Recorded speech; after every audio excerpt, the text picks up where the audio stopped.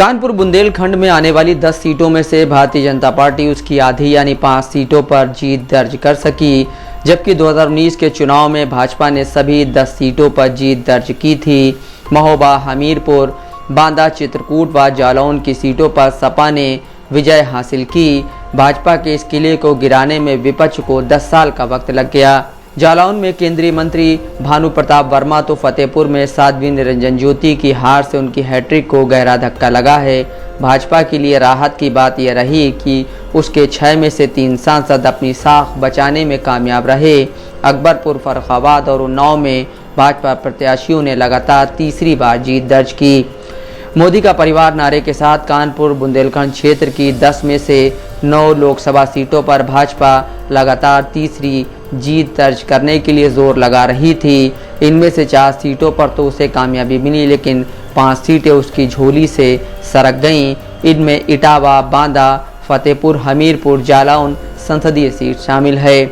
इटावा में सपा के जितेंद्र दोरे ने भाजपा के प्रोफेसर रामशंकर कठेरिया को हरा दिया। बांदा में भाजपा के आर.के. पटेल को सपा की कृष्णा पटेल के हाथों हार का सामना करना पड़ा। हमीरपुर में भी कांटे की टक्कर में पुष्पेंद्र सिंह चंदेल को सपा के अजयेंद्र सिंह के हाथों हार का सामना करना पड़ा।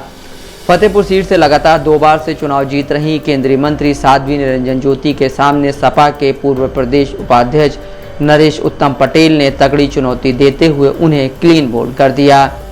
नरेश उत्तम पटेल ने साध्वी निरंजन ज्योति को 33,199 वोटों के अंतर से हरा दिया। इससे पहले साल 2014 में साध्वी को इस सीट पर 4,85,994 वोट मिले थे और वो 1,87,206 मतों के अंतर से जीती थीं।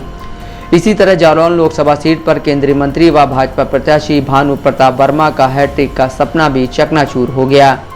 कानपुर नगर में रमेश अवस्थी ने कांग्रेस के आलोक मिश्रा को 20,968 वोटों से हराकर कमल खिलाया, जबकि अकबरपुर सीट पर जीत का सेहरा देवेंद्र सिंह भोले के सिर बंधा। उन्होंने सपा प्रत्याशी राजा रामपाल को 44,345 वोटों के अंतर से पराजित कर दिया।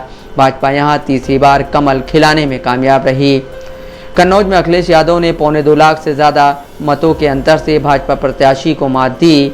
उन्नाव में साक्षी महाराज और फर्रुखाबाद में मुकेश राजपूत लगातार तीसरी बार जीत दर्ज करने में कामयाब रहे।